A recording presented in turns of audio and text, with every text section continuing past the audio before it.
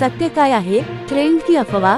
हल्दीच trend news घरावर संकट, काय खरं? नमस्कार मंडळी, स्वागत आहे तुमच्या आवडत्या YouTube चॅनेलवर, जिथे अफवा आणि सत्य यामधला फरक आपण समजून घेतो। आज आपण बोलणार आहोत सध्या प्रचंड व्हायरल झालेल्या #हल्दीच ट्रेंड बद्दल। काय आहे हल्दीच ट्रेंड? इंस्टाग्राम, YouTube शॉर्ट्स आणि व्हॉट्सअप स्टेटसवर सध्या एक ट्रेंड धुमाकूळ घालत आहे, हल्दीच ट्रेंड।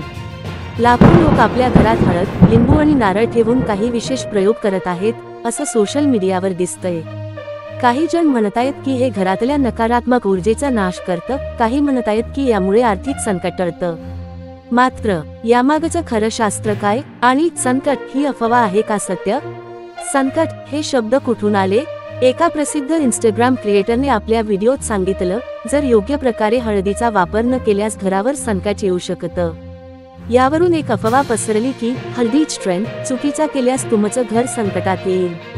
हे ऐकून लोक घाबरलेत, काहींनी तर घरात हळद टाकणं बंद केलं आहे।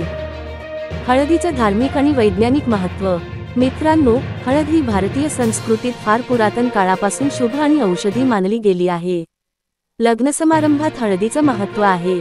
हळदीमध्ये अँटीबॅक्टेरियल गुण आहेत। हळद घरात ठेवणे म्हणजे एक प्रकारे नैसर्गिक शुद्धता राखण्याचं प्रतीक आहे। म्हणून हल्दीच ट्रेंडमध्ये काही चुकीचं नाही, पण अंधश्रद्धा पसरवणं चुकीचं आहे। तर मग खरंच घरावर संकट येतं का? उत्तर आहे नाही। हळद योग्य पद्धतीने वापरल्यास काहीही वाईट होणार नाही, पण सोशल मीडियावर जे डरावणारे व्हिडिओ बनवले जात आहेत ते फक्त व्ह्यूजसाठी आहेत। आपण सूचना आहोत ट्रेंड फॉलो करायचा, पण त्यामागचं लॉजिक समजून।